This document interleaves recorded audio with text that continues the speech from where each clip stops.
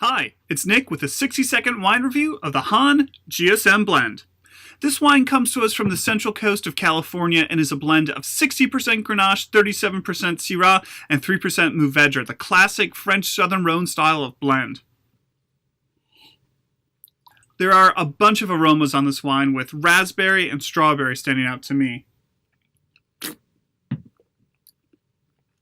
I get lots of red fruit flavors with a little bit of leather and black pepper notes on the end that comes from the Syrah and its Waya blend.